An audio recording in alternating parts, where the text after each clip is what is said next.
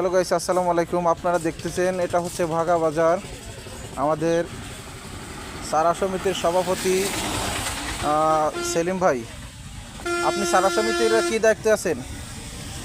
বর্তমানে বাগেরহাট জেলার নাম সভাপতি, তাই? আপনার এই ব্যবসা কতদিন ধরে চলতেছে?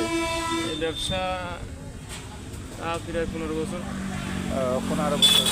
বর্তমানে কেমন সেল হচ্ছে, কেমন সারা? আলহামদুলিল্লাহ ভালো।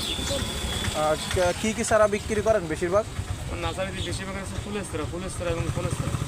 ও, ফুলের সারা এবং ফলের সারা, রূপালিয়াম, হ্যাঁ, তারপরে কিং অফ সাকাবাদ, মিয়াজাই, সূর্য ডিম, চিয়াংমাই, হানিডু, ব্রুনাই কিং, তারপরে হচ্ছে নার্সিংয়ে।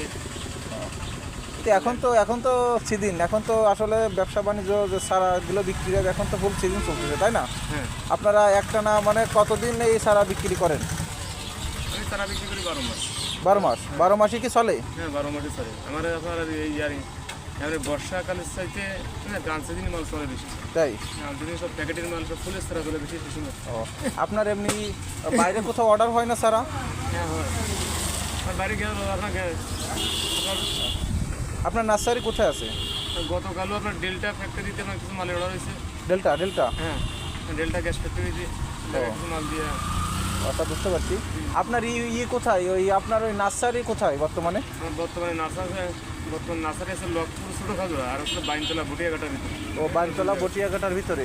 ওখানে গেলে কে সারা কি অ্যাভেলেবেল কি নিতে পারবো আমরা? হ্যাঁ হ্যাঁ হ্যাঁ পারবেন।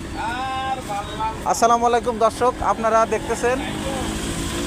আপনাদের যদি কখনো সারা লাগে, অবশ্যই সারা সমিতির সভাপতি সেলিম ভাই, ওনার লকপুর নার্সারি আছে, অবশ্যই আপনারা ওখানে যাইতে পারবেন। আসসালামু আলাইকুম, সবাই ভালো থাকবেন।